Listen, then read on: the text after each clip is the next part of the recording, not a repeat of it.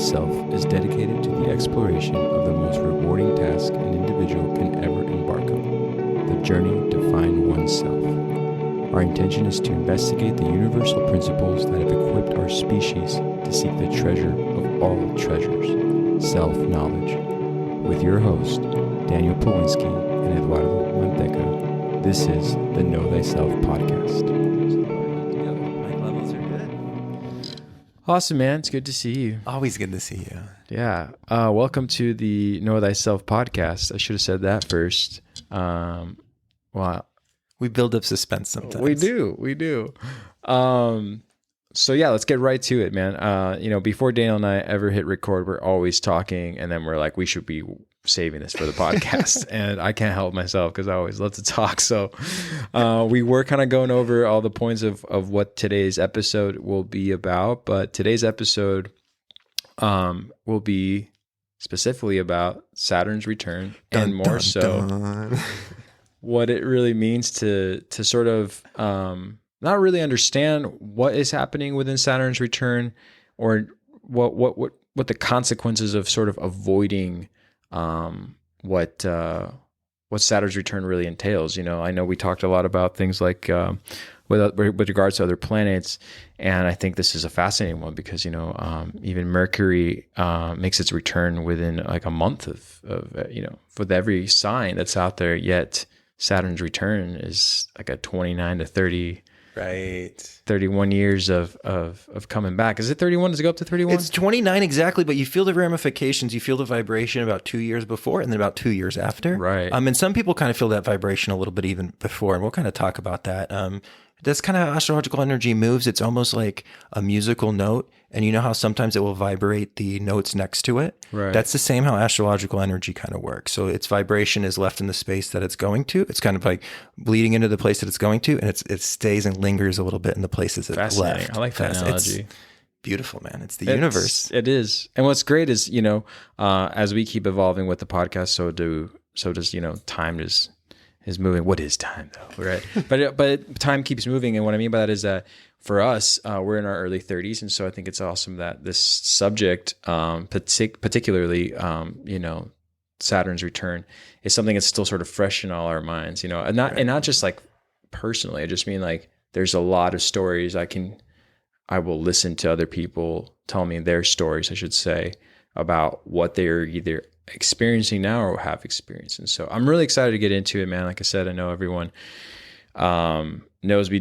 covered the planets previous to this, but if you didn't know, you should go back to a few episodes back, maybe learn a little bit about Saturn. But I know we barely touched on it then, so this is great. So take it away, my friend. Let's get into that. Yeah, no, absolutely, man. And yeah, again, you made a great point about how Saturn, this first Saturn returns, it does resonate with us because it is our social group and it is ourselves that just went through it. But the interesting thing about Saturn is he always kind of plays a role in your life because he's that great teacher. He's the, he rules limitations and restrictions, but he also fosters growth through that.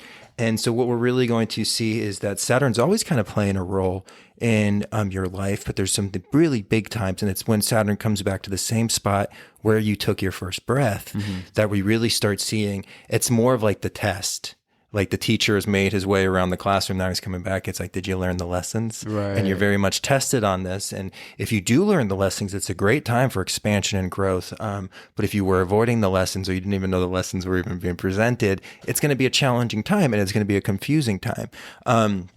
Especially that first Saturn returns. And we're going to kind of talk about what the second Saturn returns entails, because it's just as fascinating. And we have just as much information because it's just as important and just as misunderstood. And then if you're a lucky enough individual to have your third Saturn returns, that also brings around new lessons, new perspectives, and kind of the way you carry yourself. So Saturn returns, again, it's going to be every like 29 and a half years, but all it's really talking about is Saturn is coming back to that same spot where you took your first breath, and you're being tested on everything you manifested. And now your first Saturn returns is unique, and it's a very heavy time because it's your first time really having this dance with Saturn that you remember, because you don't remember your birth, right? So it's a very, it could be a very challenging time. It could be a very depressing time. Again, that 29 and a half years, you see a lot of people, if they're going to get addicted to something, kind of can happen in this span. If somebody's as a negative of like, a negative effect from the Saturn returns because they're not ready, you could see addiction. Depression is kind of prevalent. It's just again, Saturn's the heaviest planet. It's that lead. So it's all that heavy stuff in your life. And you're really getting tested at this point. That first Saturn is really testing you. How did you spend your first 28 years? How did you spend these formative years? How did you make the right decisions? Are you constricting yourself to learn something? Are you becoming something? Are you being, right? And we'll kind of talk about how that entails and kind of what that's all about. But I know you told me that, you told me this and I was like, oh yeah, that makes perfect sense. But you're like, hey man, just think of it. It's the closing of one cycle and the start of a new, where you prepared for the new cycle. And are you ready, willing to let go of the old cycle? Right. And like, I remember when you put it like that, I was thinking, I was like, oh, okay. Cause I was thinking of it so specifically, but, go on. Yeah, no, absolutely. And stuff just gets stale for people at this time too. Like old things that you thought were fun and maybe like, entertainment isn't as exciting. Like things change, even your taste, when you're, and people will know it if they were in the American college scene. Like when you're getting past like 26, 27, 28, all of a sudden you hate red Solo cups. Like you don't, beer pong's not like the stuff that would made you so excited when you're 19, 20, it just doesn't feel the same way. It's because you're growing. Now you see individuals that fight that, and we'll kind of talk about that and kind of what they become. But again, this is not something. One thing that Saturn's never going to let you do is he's never going to let you forget. So Saturn's going to put these restrictions on you, and he's going to make you, which we'll talk about later, make a sacrifice in your life of something. It depends on if you have a free will decision on what that sacrifice is, or do you want it to like come up and sneak up on you in your mid 30s or your mid 40s, and then you have no ability to even make the changes. So if you're proactive on that and what we're going to kind of talk about, this could be a benefit for your character. Yeah. It could be a benefit for your growth. Absolutely. Yeah. And then that's something that's key that I know we always want to talk about is the application and how to evolve into a better version of ourselves. And so I think this is great because there will be times where you're wondering like, what is going on? Why does this not fit the same way it used to? And I think for those who are listening for their first experience within Saturn's return, you can take a lot away from this and kind of learn how to drop one thing and pick up the new thing. It doesn't mean the fun is over, right? So it just means it's evolved into something else. Yep. So, but yeah. Yeah, no, absolutely. Absolutely. And you know what, an interesting thing about that first Saturn returns too, is it's really broken up into almost mini cycles in itself, where the second and the third one, we're going to see still some cycles, but they're going to not be as almost exact, but you really can see, and this would used to be called rites of passage. And there's a reason why rites of passage would happen around 17 years old, 14 years old, 21 years old, and then again, like 28 years old, which is kind of like your Saturn returns.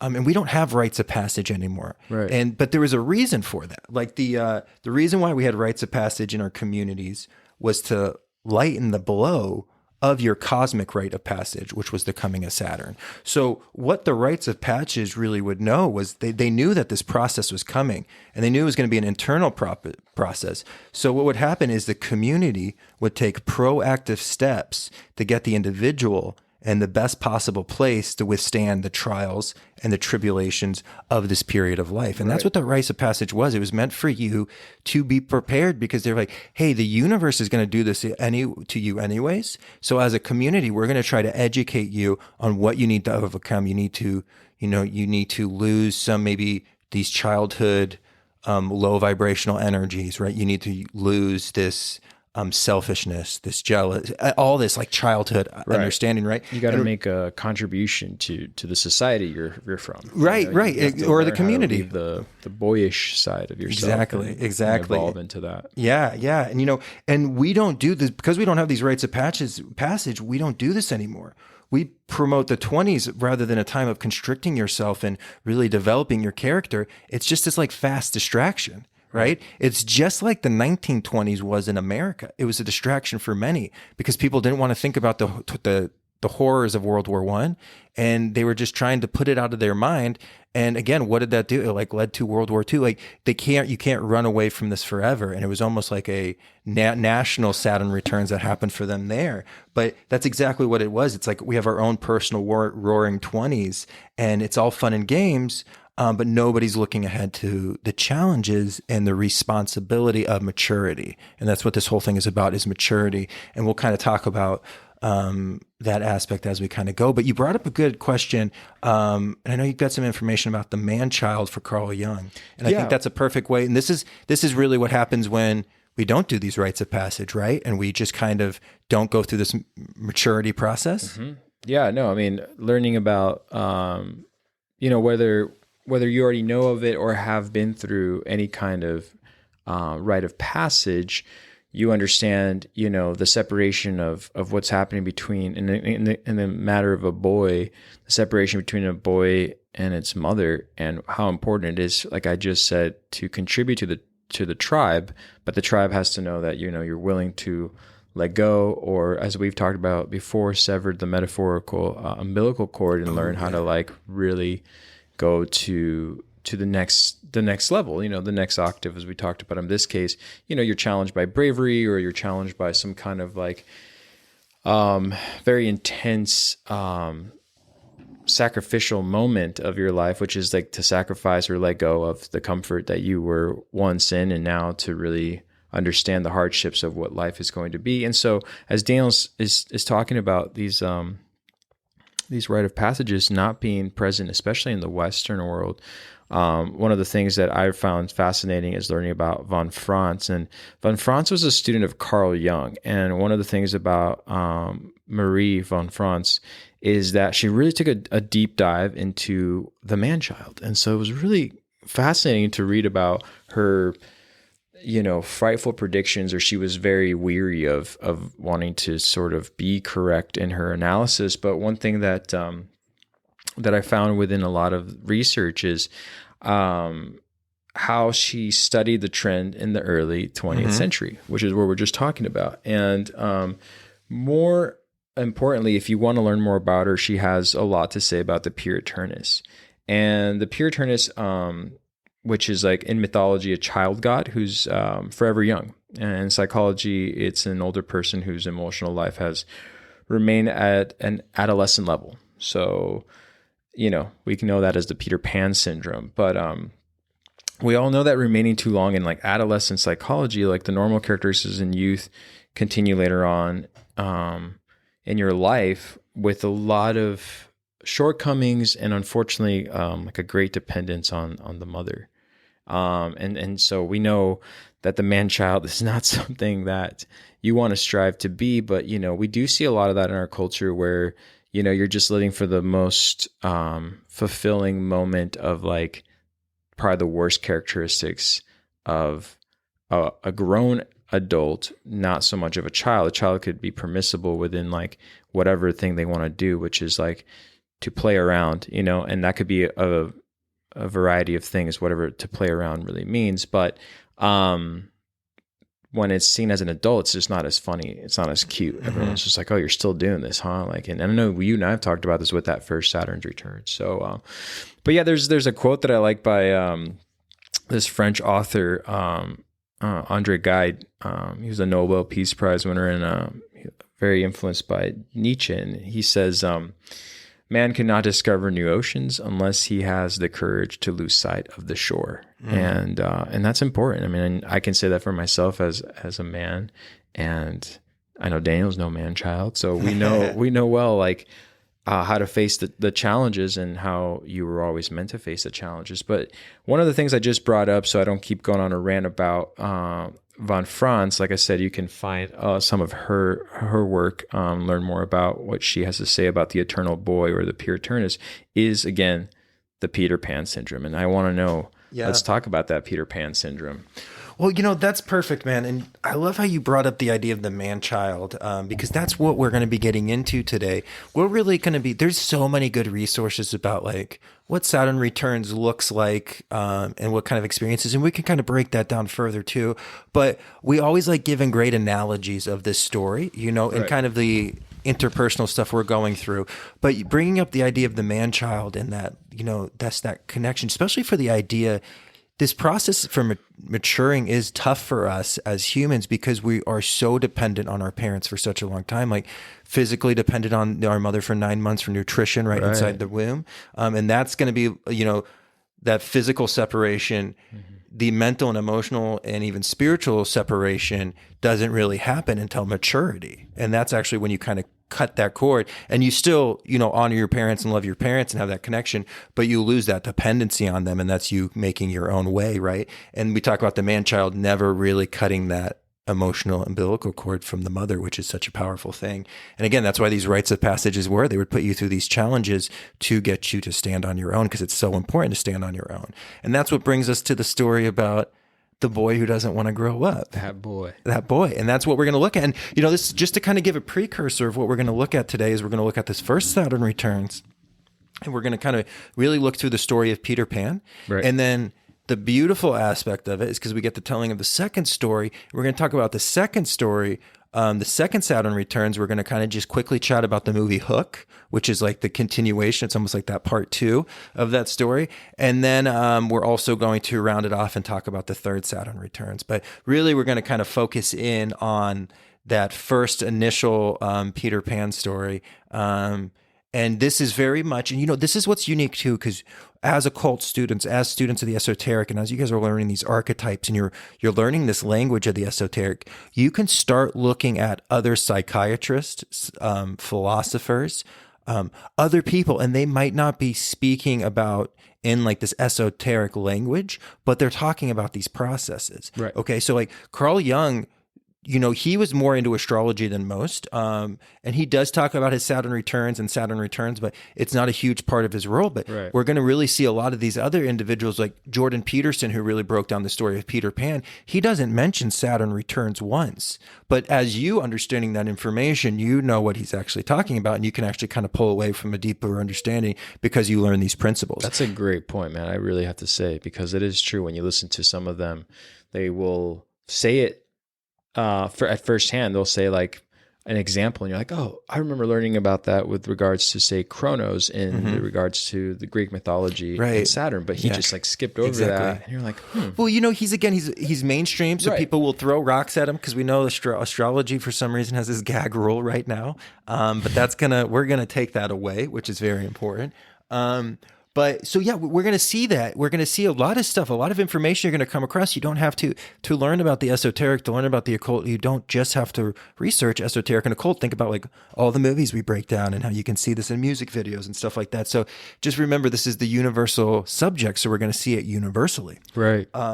So Jordan Peterson does this great job of breaking down the story of Peter Pan as this pretty much this Carl Jung man-child, right? So I had a question, and I was like, I'm going to wait for Daniel to ask his question, but Pan, can we describe the word Pan? Yes, and that's perfect, man. And that's perfect because Pan is just the god of earth, the god of everything, right? So pandemic, like when we even speak about like something like this pandemic, it's it's the entire thing, right? It's completely taken over. Panorama, it's the complete picture. So Pan is really about the god of like everything in manifestation. And pretty much like kind of what we see manifest. So that's not a coincidence that his name is Peter Pan, right? So, and then Peter is going to represent, this is a really important thing for us to understand. Peter is going to represent the unlimited potential and of childhood. That a child could be anything, right? And they really talk about this in his breakdown. He really talks about, a child is this unique energy because it can be anything, but it's not anything. It's just this limitless potential. And that's what Peter Pan represents. He's going to represent the child who can do anything. So he's the boy that can do anything. And that's exactly what he's going to represent. So he is this child. And so Peter Pan is really going to be kind of going through this experience. And what Peter Pan wants to do is Peter Pan knows that he has to grow up, and sometimes he cannot no longer live in Never Ever Land, right? Because right now he's king of the Lost Boys, right? What is this going to represent? This is going to represent our population that we know it is now. It's this like these 20 to 25-year-old individuals, right? Who don't have any direction. They don't know what they're doing. They might have a job, but again, there's no spiritual enrichment in their jobs. They might have money, but there's no of that finer substances that the human being needs, not just the biological thing, but the philosophical side, that's being, that human being part. Right. That's what needs nourishment, and that's what they're not getting, right? So they're the Lost Boys. And, even just think about what do the Lost Boys dress up as? Animals. Yeah. Just like in our Halloween episode, right? So they're still wearing those animal faces. They're perceiving through these animal faces. So Peter Pan is this magical boy who doesn't want to grow up, right? And he's living in Never Ever Land. And the question goes then is it's like, well, why doesn't he want to grow up, right? And this is the same kind of story. This resonates with us perfectly because Peter Pan doesn't see a positive adult role model to grow up to, right? He sees Captain Hook, right? Captain Hook he describes him as being a tyrant, right? Right. And, one reason why he's a tyrant, and it's very interesting throughout this story, is because Hook is going through his Saturn returns and he doesn't want to go through, right? So he's kind of going through his second Saturn returns is kind of what he's actually going through. And what he is afraid of is he doesn't want to come to the idea that life in the physical body is finite. So now this was a process we all had to go through. Mm-hmm. I mean, I don't remember the exact story, but I know I questioned my mom a lot when I found out that I was going to die. I remember just being a little kid and being like, when I heard that everything dies. And I mean, I was just perplexed. I was just like, what? Like everything dies. And it's terrifying. It's something we have to overcome our entire lives about, Yeah. But that's why we learn spirituality, and that's why we learned about the deeper essence. And then we realize that energy never disappears and your soul lives on, right? You just might not you're not going to be in this physical body forever. Right. And then at some point you learn how to like come to amends with abandoning this vehicle. Exactly. You're like, I don't need this. Exactly. Yeah. And that's exactly what we're going to see with Hook. So Hook is in the process because he hasn't lived a good life. He's been a tyrant. He's been like, his men don't even like him. Right. Like if you look on the pirate boat, they all hate him. He's got nobody to love. He's got no aspirations other than material things. He's bitter, right? And because he doesn't see the finer aspects of life, he's holding on to his physical body with a hook. Mm-hmm. He's holding it on like as much as he can. Right. Because what is the hook chase from? Like what chases the hook around? Right. The time, that Chronos, that dragon, right? That's the dragon Peterson talks about, but the crocodile for exactly. sure. And that's exactly what it is. And there's a reason why he swallows a clock when he bits off his hand. So every time, Hook hears it, it's just like tick, tock, tick, tock. It's counting down. So what that really is going to represent is time does have a piece of you and it has a taste of you. And that's what happens with your first Saturn returns too, is you realize that you're finite. Like you need to define yourself because this existence is not forever. And this childhood existence of this magic that's in it, although is amazing and it forms who you are, it can't last forever. And you're going to have to now earn that for yourself so you can carry it on again in life and pass it on to future generations. And we'll kind of talk about that. Hook doesn't want to do any of that, right? But time, it does. It has a taste of us, right? The moment we take our first breath, we start dying. Yep. And so this is really kind of coming to the idea of meeting the death and coming to terms with that. And again, this is why the spiritual esoteric knowledge is so important to educate us how to die. Like when you ask Freemasons, real Freemasons, like, why do you study Freemasonry? It's so I know how to die. Like I know why I do the life I live and I'm a good person. So I don't have to fear death, because the only person who fears death is somebody who's taken that, unfortunately from somebody else. So really what we're going to see is Peter Pan is this man-child who doesn't want to grow up, right? And now he's got some interesting aspects in his life because we do have this female love interest who's Wendy, right? And Wendy, and I just watched this movie recently again. Which one, Hook or Peter Pan? Peter Pan. Okay. So that was really interesting rewatching that movie. And Wendy, right off the bat, has a motherly understanding of taking care and the idea that you do have to have this maturity in life, because how Peter Pan gets her to go to Never Ever Land is he's like, you could be the mother of all the Lost Boys. And that's when she goes. She's like, oh, Like, Yeah, that's what I can take care of these boys who don't have parents. So she's already accepted. She's already kind of on that process of, Right. I'm going to need to confine myself. And again, motherhood's a beautiful thing. And that's what she was going to confine herself to do. Where Peter Pan was just like trying to get her to come with her. And then he gets upset because she's like, okay, well, let me get my brothers. And he's like, oh man, no, because he does. This is like his love interest, right? And he's always going to be battling Hook because Hook is just like this authority figure that doesn't make any sense. It's like that. We had this really mean lady that would come into the lunchroom when I was in elementary school, and she would just be like, oi, and she would just get really loud, and your heart would just like jump. Even when you saw her come in, you're like, oh, she's going to do it. And then she'd do it. And like every time afterwards, you're just like, I'm not hungry. Like my mom packed me this awesome lunch. I've got this killer lunchbox, and I'm not even hungry. I'm not even eating my cheese stick because you did that. Like my heart is racing, right? And so that whole aspect of like this fear and everything that's kind of going through, and Hook and Peter Pan are just like always in this.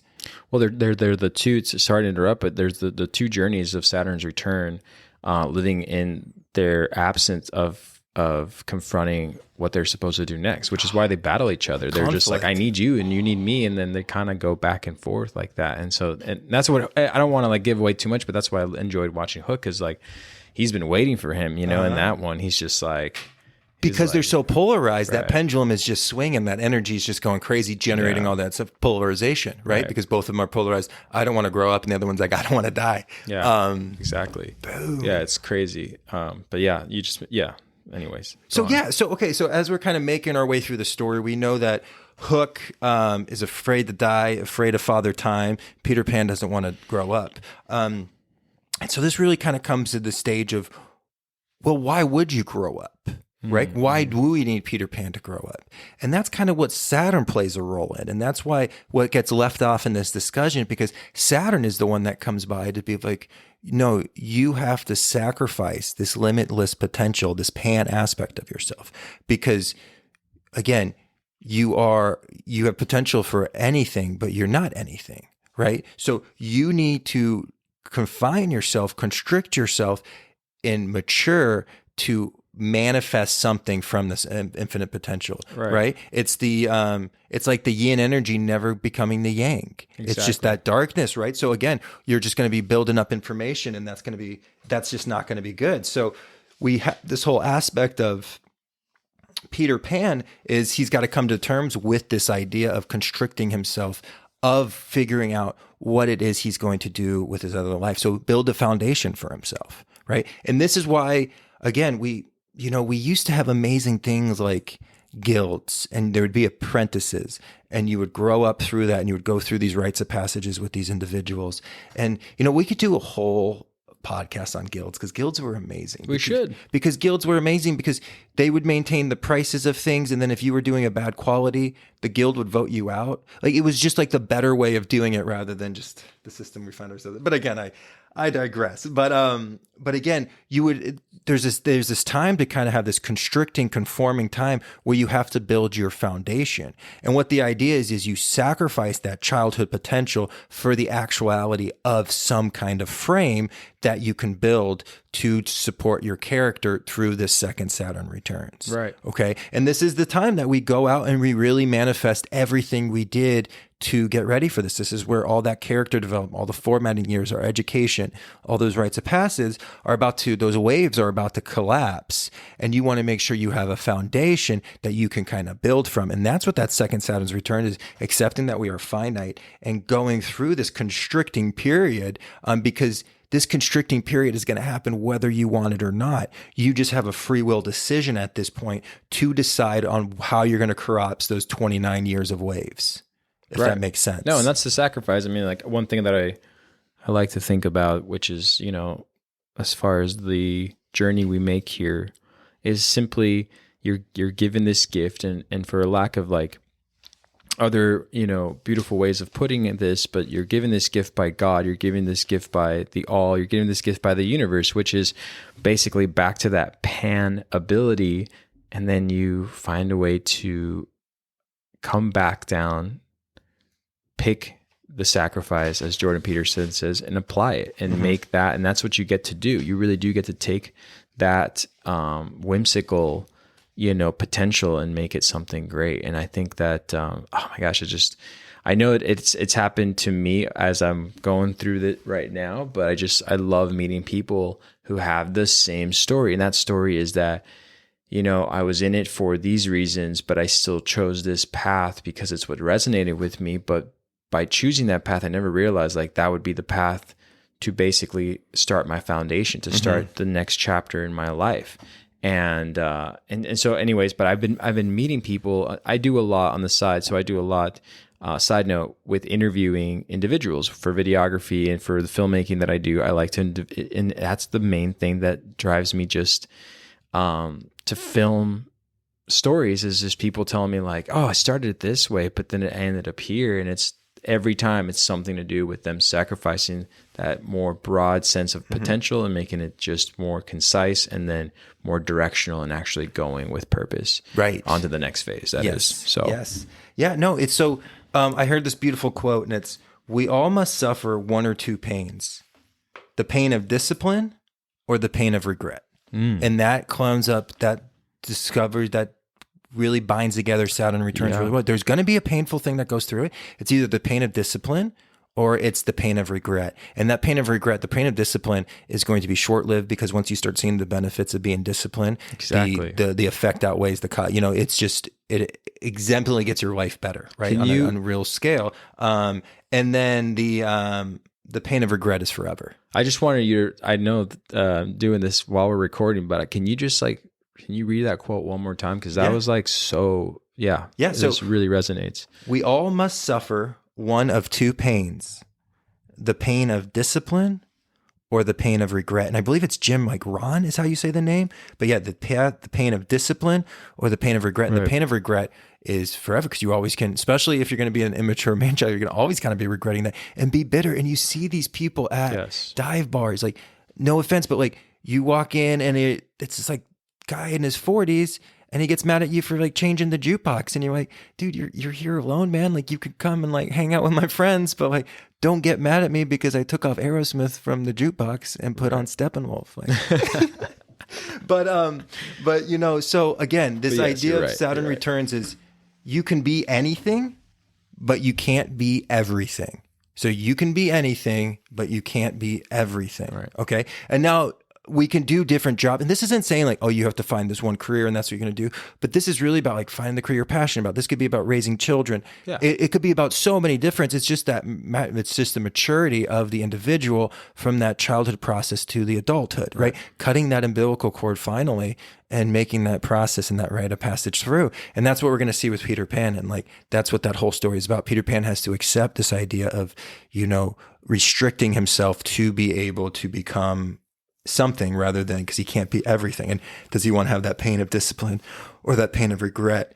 And then also, there's one character we forgot to talk about, and that's lovely Tinkerbell. Oh, right? Tinkerbell. And Tinkerbell's really just going to be about like, really in our age, again, I think back when that story was written, it was probably more about like, infidelity and stuff like that. But where we see the allegory of Tinkerbell today is just going to be any kind of sensation that you don't have to earn. Right. Okay. So this is like video games, the addiction to video games. This is the addiction to pornography. This is the even not having happy experiences in your life. So you just watch Netflix feel good TV show or something like that, because like, oh, I don't have these friends, but I have these friends on this TV screen. Not actually going through the experience, but still like being like, oh, there's my friends. And then it's like, hasn't been that day of the month. And you're like, no, turn that off. Go get some real friends. You know what I mean? So again, this is, the child has to go through this confining, constricting process. And Tinkerbell represents just, just kind of being okay with the distraction, because Tinkerbell's not really real.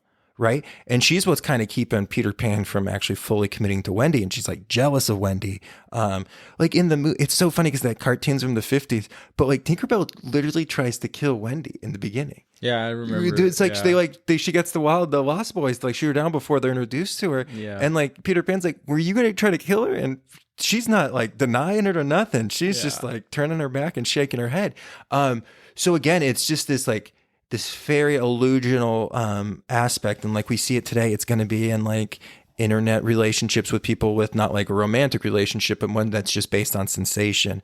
And what that does to, again, assisting with this man-child approach. And we really have a world that's not set up so much for men, but more for man-child to stay as a man-child forever, because we can even see it probably in the divorce rates, because women aren't really marrying the mans that they think they were. They're just like marrying this man-child that kind of gets passed over. And you're like, oh, you've never really separated from the dependency of your mother, and you're just passing that dependency on to me. And what's beautiful, I just want to cut in, what's beautiful about that you just said is very important, is any female I've ever had a conversation about this particular subject will tell you one or two things. Either we will get through this, meaning that they as a relationship will get through this, meaning he has not evolved yet into the man he's supposed to be, and I will facilitate that and help him sort of sever that cord.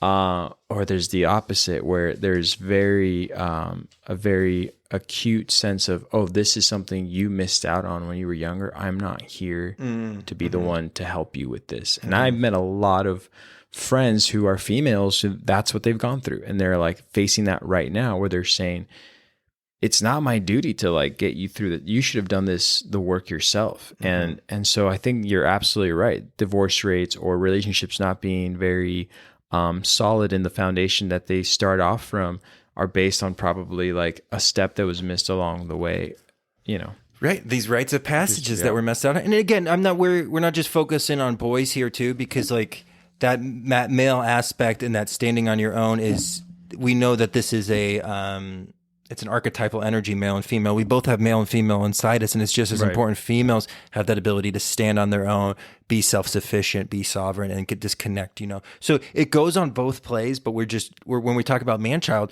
we're talking about that esoteric archetypal essence that's in all of us. Yeah. That dependency issue that's kind of in all of us. So again, that's what that whole thing is about. It's really about, Peter Pan having to make that sacrificing that childhood potentiality so he can actually make the frame. And really what we're going to see with this is what this happens is you go through this constricting process of the Saturn returns where it's a breaking down of old patterns. Systems that don't work are being replaced with systems that do. It's this constricting period of you really finding out who you are, really disconnecting from any kind of abandoned issue, really trying to heal those abandoned issues, going in within yourself, fixing any of those dependency issues that come out the other end. But when you do come out the other end, potentiality expands for you again, and the whole world opens up. And that's when you learn a trade, and you learn a trade or a skill, or you're able to even monetarily support yourself where you're not in the dependency of somebody else.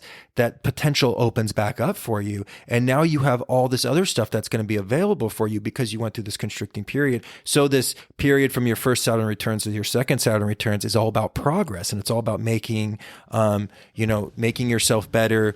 This could be when you're raising a family. This could be when you're manifesting something, but this is the time to collapse the big waves for you. You know what I mean? This is when you get stuff done. This is when people are, leaders of certain kind of industries, or, going on book tours, writing their best books and stuff like this. This is that period of like ultimate manifestation for you. And one of that is because that you've taken that childhood potential and you've constricted it down. So now you have this ability to manifest in this thing that you're interested in, and it's coming through because that energy never loses. You just kind of constrict it. So you can actually it's almost like when you take a hose and it's just like spraying out all in different directions, and then you just like take your thumb and now it's just shooting really fast in one direction. And that's kind of what you want to get to from the end of your first Saturn returns into the process of getting ready for your second Saturn returns. Which is super important, because right before your second is coming, and like you just mentioned, raising a family, I mean, within the goal of, making your way through this physical life, you definitely want to be able to have the time to not only do that for yourself, but do it for your children. Because if you don't do it for your children, then there's the absent father. And then there's a lot of attributes about a father who doesn't know how to raise a family, because he did make the choice, or by default, the choice came of having a family, but no ability as to not only how to handle himself, but now how to handle the next generation, which is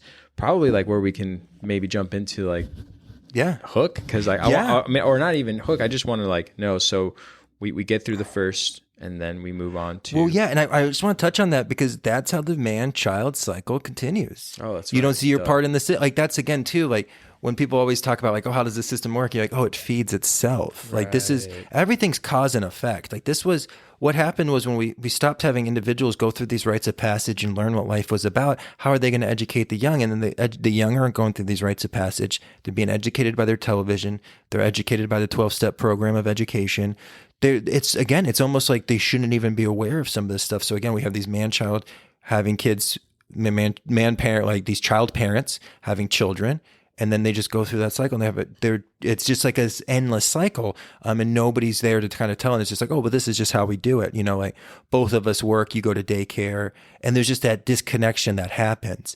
And again, I know like the economic terms we find ourselves in, it's hard for both parents not to work, but this is again why you really want to take care of that constructing period to create that foundation so you have time to actually spend time with that child. Yes. You know what I mean? Yes. I want to say that 100%, that when people ask me, what is your goal overall with whatever it is that I'm doing, whether it's in my career or my own business, and I've always said this, it should just have a ample amount or the right, the necessary time with those children. And that's all I want. So people, it's funny because this question keeps coming up to me. They're like, oh, is it a house that you want to buy? I was like, no, I just want to be there for my kid for the next, forever, obviously, but not in a time where I'm like, hey, this is where I need to pick myself up for this career. I don't have time to raise the human that I brought in. Like, I have to say that is so incorrect for me. I'm not telling anyone else how to raise their children, and I don't have a child yet, so I can't say for myself. But one thing I know for a fact is that my goal here is to have time to do that and to show them, to lead them, you know? And that's what I take. That's why I'm grateful for what we can do. And like what you and I have done in our life is such a remarkable thing. 'Cause now I feel like I can carry on, like teaching the next generation without feeling. And back to the point of the man-child is, robbed of something. And that's such a poisonous thing that most men justify, or both parents can justify their actions by, is they're like, we didn't get enough time to have fun, so we're doing it now while this imperative time to raise children is happening. And yeah, like you said, it feeds itself, so the cycles continue. So I will not be part of that cycle. Right. Absolutely. And you know, if we ever want to talk about how you change world, is you take yourself out of cycles that you don't agree with, and then the world changes. And it's a micro aspect. It's not this macro aspect. It's these small changes we make by like, where do I get my food from? Where do I do this from? Like, and we make those small changes. Exactly. And then those cycles, we start to see what we manifest, you know, and it's 'cause cycles are a huge matter of manifestation. Think of how much energy is behind a cycle. It's huge. It's a force. It's a really powerful wave. So the less people in it, the less effect it has on the collapse. Right. Well said. So, but yeah, man, that second Saturn returns is what we're going to kind of come to now, because really what happens is you sacrifice that childhood essence, right? That full potentiality for this framework of a life that you kind of carry into. And then what your second Saturn returns is about reconnecting to that childhood potential that you left behind in that constricting period.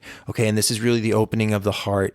This is coming back with creativity, starting to see the magic in the world. Because again, in your 30s, in your 40s, in your early 50s, you're really busy. Like, you're raising a kid. Like, you don't have the potential just to like sit down and play anymore. Right? Like, you can't even do it. Like, if somebody gave me toys today, like, I would be like, okay, I'm playing, but it's nothing like I did it when I was a kid. Right. Like, I could use a pencil, like I could use the back of an eraser, like, and it was like a spaceship, and I could just zone off in the class for 4 hours. Like, the teacher would be like, say one word that I said today, and I'd be like, I'm going to tell you right here, teacher, I'm not going to be able to do that. Right. Because I was just so enamored with my imagination in this world that I kind of created. So the second Saturn returns is that process. It's that process of going back and uncovering that child that you left behind. And the child is always there. And it's always kind of going with you. And we'll kind of end this because we did actually a breakdown on the Patreon account about the Christopher Robin movie, which was Winnie the Pooh. And that was a really good aspect because it was really about the idea that childhood creativity never really leaves. It's just kind of dormant. And you almost have to wake it back up, and you wake it back up through love and compassion. But just how important that is. Mm-hmm. And this is what the journey of Hook is all about. It's all about that second returns, right? Because what happens in Hook? Peter Pan has gone through amnesia. He's forgot who he was, right? He forgot all about the magical land. He's forgot about his whole experience. He's married to Wendy, and they have children. And right? He's involved in his career, and he's an absent father, sort of. Absent father, totally living in the cube, right? Totally abiding by the 5 cents reality, and that this is the reality, worried about money, he's stressed out, yelling at the kids. And then what happens? His children disappear. Right now, what does that signify? It really signifies that creativity, that innovation is not there. And it's like the universe letting you know, like, you don't have that childhood aspect anymore. You're going to have to go on this journey to find it. Remember, he's, again, when you talk about refusal of the call, at first he's like, who do you think I am? And they're like, you're Peter Pan. And he's just like, he can't even recognize him. They recognize him, but he can't recognize. He's like, what are you people talking about? Right.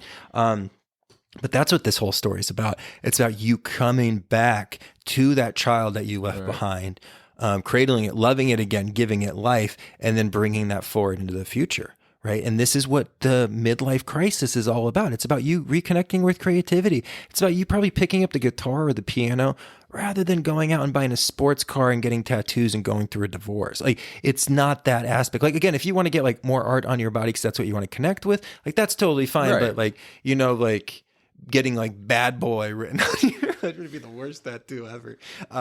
Somewhere on your body would just be exactly. And we know these people, right? You know what I mean? Like they're just like, we've seen these people before, and it's just like the man child that didn't ever mature, and now they're really getting afraid that life is finite, and they're starting to see that, you know, they don't move as well as they used to. They're getting wrinkles in spots they used to, probably getting hair in spots that they used to not get. So they're really starting to see the decline of their body, and they're starting to like really hold on to it. And again, that's not really what this period's about. This is about you connecting back with that love aspect, that creativity, all that pure potentiality that you left behind. And now, if you can properly do this, you become a hero, because you not only have the framework of structure to help raise the next generation, you can also provide them with this deep love. And again, we talked about this before. This is why like the grandparents have a little bit different of a connection to the kids than the parents do. Right. Because the parents are usually probably after that first Saturn returns, it's all about go, go, go. I got to get my kid here, here, here.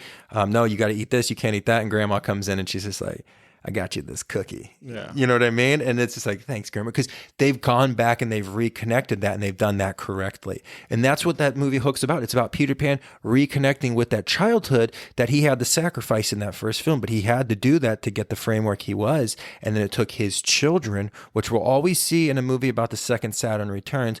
Always the child is going to get lost somehow, and we're going to have to find the physical child, but we really know it's a metaphorical for the, you know, that allegorical archetypal child that's in with all of us. Right. But reconnecting with that child, loving that child, and not being ashamed of that child too. Like, not being a burden. Like what we saw through that movie, what we saw through the Peter Pan movie, and you see it through this Christopher Robinson movie.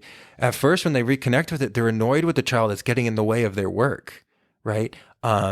And like, we have to embrace that childhood aspect of ourselves, especially at this age. Like, there's not a lot of room for it after our first Saturn returns, but when we get to your second Saturn returns, you really are creating some space to bring that back in, and really to bring magic back into life and share magic to the younger generation. And this is so important. Parents are so important, and so are grandparents. And it's like this 50 and 60 years old cycle where you really feel this love and this compassion. And we've met amazing old people who are just like, come up to you and just start talking. It's because they went through the both periods. They went through both rites of passages, and they were successful on it. So like, when they give you like a handshake, you're just like, oh my gosh, like that was the coolest person I've ever met. You know what I mean? Absolutely. And that's what that process is all about. And so that's kind of what the story of Hook is really alluding to, is coming back in and saving that childhood essence of ourselves. Yeah. Right? It's such an important movie. Never, you know, when we watched it, I'm sure as we were kids, I think the movie came out in like 91. We never would have expected that was the process, but you still felt it. You felt it the whole way through. There's super scenes that are just like, or scenes that are so obvious, and like a lot of the way that they had produced a film. And one of the examples that I really like is, at no point in time does the little girl that is, in this case, Peter Pan's daughter, is interested in being part of this Lost Boys / Pirates world. She's just like, I just want to go home. Mm-hmm. And they're like, oh, come on, we'll give you anything you want. You can be anything you want. And actually, it's kind of interesting, not to go too deep, but Hook as a character really separates the younger boy from the idea of his father. He really connivingly is just like, oh, that guy is just an old guy. Like, you don't need to be around him, and he's no fun. I'll be the fun one. And that's once again that cycle that was missed by that male role model. And you'll see this in other whatever storytelling, that, you know, there's always going to be that male who didn't grow up or do the process right and tries to only lure younger people to be like, come to my level because we're the same. And it's like, oh no, you don't want to be the same as that guy. Like, it's kind of creepy that he wants to be your buddy. You know, like that guy missed the train a long time ago.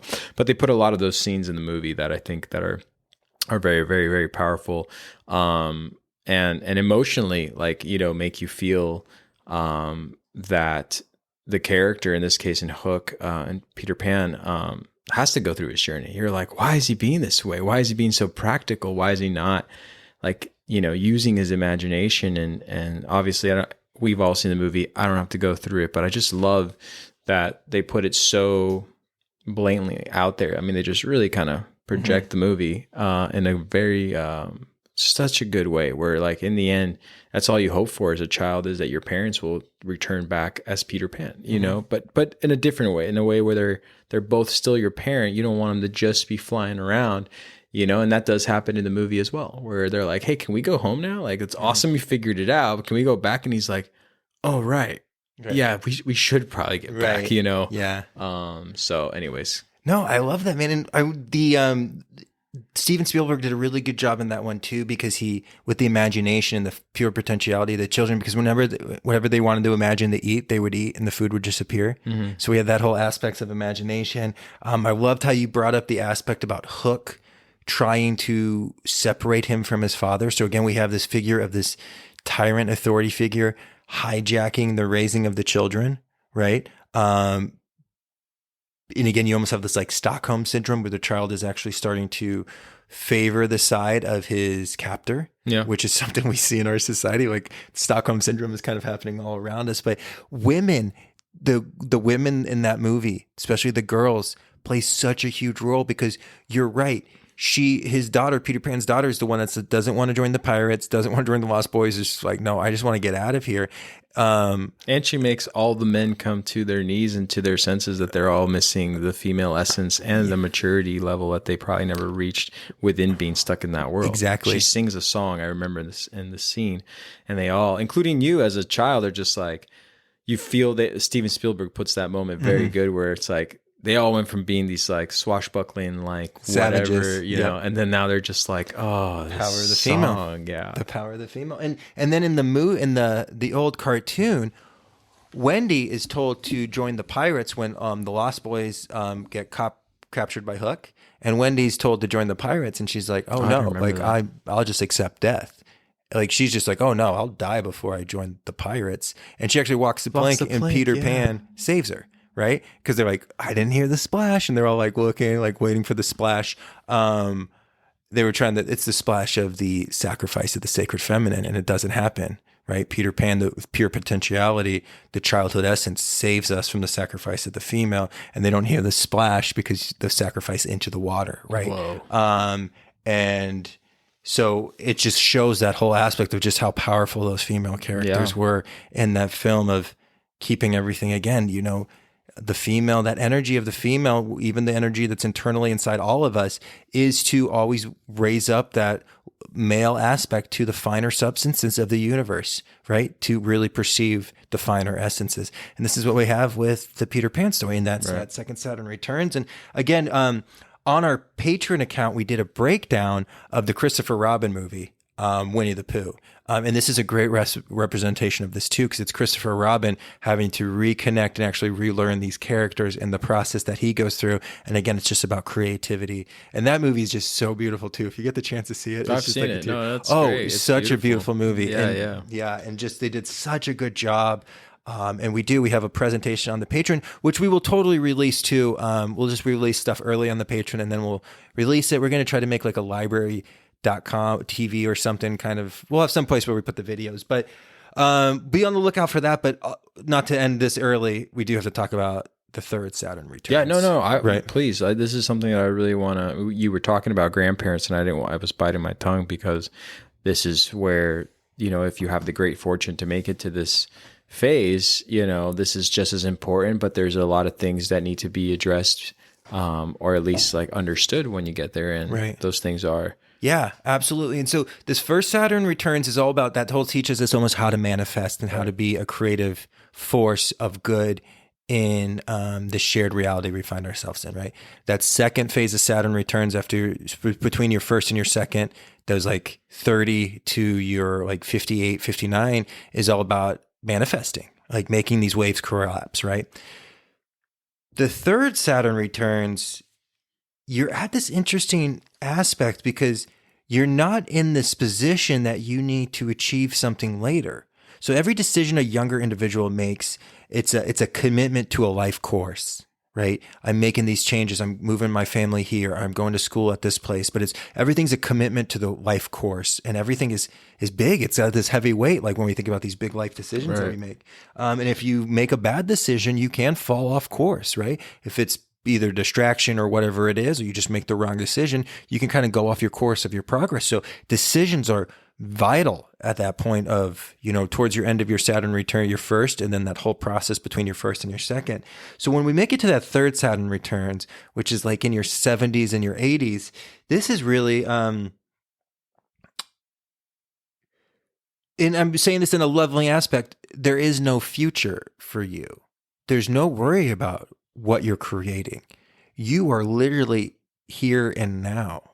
This is really when we talk about this like Buddhist philosophy of being in the moment, you really get this completion of being able to be in every moment because you are just experiencing. The gift is the life, right? And it's a lesson that it takes us this whole life to be able to actually do, because we do have to go through these processes. But if you go through these processes correctly, the present becomes so rich and you can really take it all in. And it's just the presence of, again, human being. It's that being aspect of this human existence, it's not this manifestation. It's not this creation. That thing is that it's just the self being. You're ready just to kind of be one. And this is a lifelong challenge. And so nothing is leading to anything. And that's a beautiful aspect to be able to do. And this is not a time to be bitter. This is not a time to be like, oh, jealous of the young and be like, oh, if I was your age, I'd be doing this, or what I would give to be this age again. That's not what this time is for. This time is just to reflect and just to be and watch what you've manifested. And again, providing solid wisdom, because you're in the moment, you can probably give such good wisdom, not so much concerned. Like Joseph Campbell brings it up so good. And I know I mentioned this earlier with you, Eddie, but when you get to that third Saturn returns, it's not a stage to be upset if you didn't have a good golf score, right? Right. Life isn't about that anymore. You're not in a phase of manifestation, and you're not in this completion either. You're not in stagnation. You're just being present. And I really feel like the individuals that really make it to that fourth Saturn returns, those unique individuals, I think really what that means, like longevity, is the proper handling of rites of passages. And I think if you can really just be, because you're not supposed to have stress at this time, is like stress about like money and stress like this. If you've created this foundation where you can just be, I think that's like almost like this fountain of youth that can kind of help, and that can almost propel you into actually making it maybe to that fourth Saturn return. So again, like your health and like your family history, of course, has stuff to do with that. But I just kind of feel like that's what that aspect does. And I think it kind of gives you life when you can actually just be. And I think that's when you actually like realize like, oh, this is actually what this whole thing was about. Yeah, we just been living this way. This life is what always in front of me, but we have to go through these experiences because you can't just be you know what I mean? Because we do have to control. Universal consciousness gave us this experience to evolve consciousness, so we have to go on that journey. But from this angle, you would have the ability just to really kind of watch everything unfold and just see the beauty and everything. And so this is like fully getting in touch with that magical essence. But again, it's this higher vibration. Every moment's playing like you were when you were a kid, because it's all a big game. We're just playing hide and go seek with ourselves. Right. So Saturn returns. Saturn's returns, man. I think that what we said earlier about the Patreon account, I think that's awesome that we'll be able to release those videos or that library later on. And that way we can always go back and replay, a lot of the things that we're saying and sort of relating to movies and to other stories. And Yeah, and actually, that's exactly what the page. We're kind of limited with the podcast. It's like once a week. We want to publish that. So the Patreon's just kind of a unique thing because we're just always going to be kind of uploading stuff on there, even just like cool videos we find. But again, there's a whole pretty much podcast episode on the Christopher Robin. And the beautiful thing about that is that it's videos, so it's all like a slide, so it's like almost like a slideshow. And I did this first one by myself, so it looks really bad, but Eduardo is going to help me. He was just busy this weekend doing amazing hero stuff. So he's going to help me. So those are even get better. It's going to be like the first podcast when it's like, is Daniel talking into the microphone? Like, where is he? Where is he recording from? So all of those are going to get better, but I really do look forward to you guys checking that out. But we're writing a little bit more too. We have a new blog post up on the website, so that's kind of exciting. Yeah.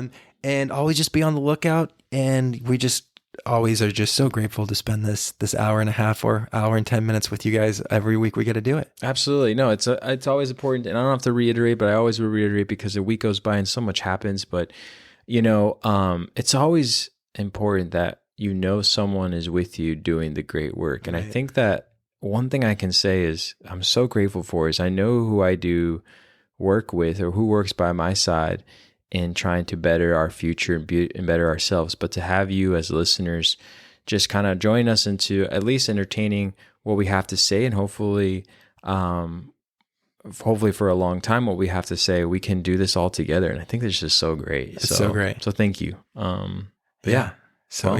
Anything else? All the love. All the love. Dude, that's awesome. All the love for sure. But yeah, I guess until next time. Until next time.